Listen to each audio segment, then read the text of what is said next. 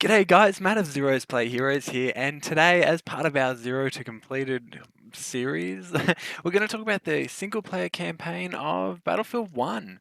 Now, I don't know if many people actually played the single player campaign. They may have when the servers were down or their internet wasn't working, but it's actually really quite good. It's very short. This is a heads up straight away. This is a very, very short but varied content series that is actually really, really fun.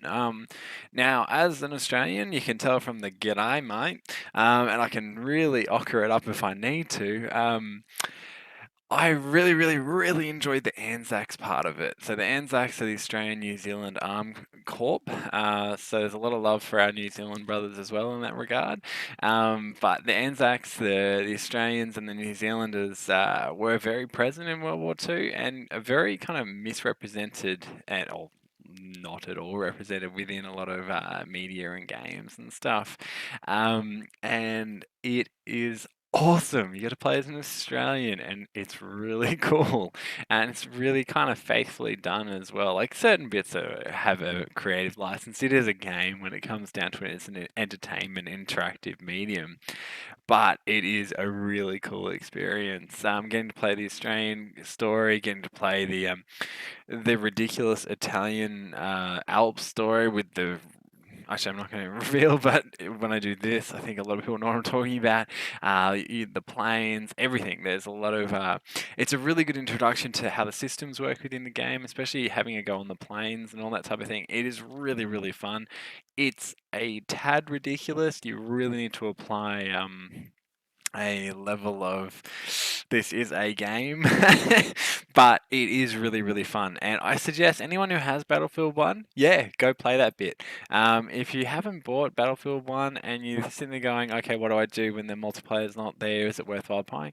I actually think it is. Now, it's not as big as other games would have a single player experience, but it's really good. They're really fun to play. They're really engaging, and some of the content's really, really awesome. I do take a little bit of probably a grade off, for there's a certain series of stories with a kind of I don't know what you call it, like Fight Club-ish kind of kicker to it, or that type of I don't know, trying to be a bit clever with its storytelling, and you really dislike the protagonist, which I guess is good too, because having an antagonist as a playable character is fun. But I tell you what, get in there, have a go at the single player. Like I really enjoy the multiplayer. I play the multiplayer of Battlefield forever, as long as I possibly could.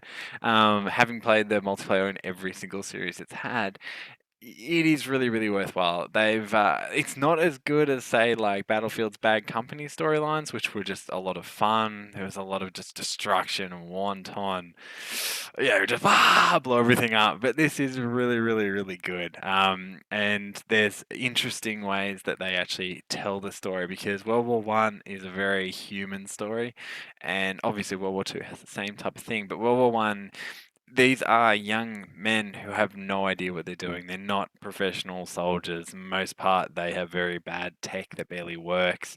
And it is a very sad story. And for the most part, a lot of people die, and it has a real weight in this series. And I think the Battlefield 1 single player really does sell the story they were trying to sell, because the multiplayer is not going to have that. You're never going to get that effect within the multiplayer series.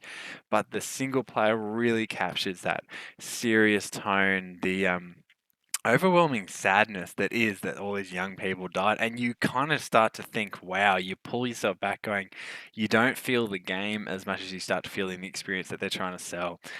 And that is unbelievable when it comes to thinking about Battlefield and single player and how far they've come in that regard. It really makes you stand up going, well, you know what? It may have been a shorter experience, but it was a good experience. And that's what I always like seeing, is it doesn't always have to be a 10, 15, 20, 100 hour experience. If it sells its story, if it has the feel that it's trying to get across, if it is an enjoyable experience, not just saying happy blow up everything type of enjoyable, enjoyable, but a story told type of experience, and it tells that story rather well, then that is a win in my mind. And I actually will not bring that at, like, if I was looking at a numeric value on this, I'd say 8, maybe pushing 8.5. It is a really good story. Like, it's good stories all the way through, and the human stories all the way through. And there is a very very harsh tone to it all, and that is, and without other words, wonderful, fantastically done, fan bloody tastic, all kinds of tastic. That I really thought the Battlefield One single player was better than what I expected it to be. It was short, but it was well done. This is Matt of Zero's Play Heroes. That is another of our zero to completed. It was a gaming reviews, I guess. If you were going to talk about the zero to hero scale, I'd call this game a bit of a hero. The multiplayer is still fantastic. If you're willing to pay for the DLCs now, because it's starting to go into the DLC seasons, it is probably worthwhile. It is really good. It's a bit frustrating that this is what the multiplayer scene is now, but it is very good. It is a great game, and it is beautiful looking. It sounds fantastic, and the multiplayer has some great period weaponry. Some of the machine guns and the shotguns is a little bit too much of that, but it's a multiplayer. But in the same way, the vehicles and the terrain and like the combat, we're talking about mustard gas and flamethrowers and all that type of thing, which were actual combat choices within the game, within the actual conflict within World War One. They're in there and they have impact, and it is just fantastic. It is a really good release, and you can understand why its competitors are really worried and have to change everything they do or go for real radical changes, because this risk of going back to World War One really paid off for Battlefield. All right, that's enough of me going on about Battlefield. This is Matt of Zero's Play Heroes. Have a great day gaming, and we'll see you in the next video. Cheers, bye.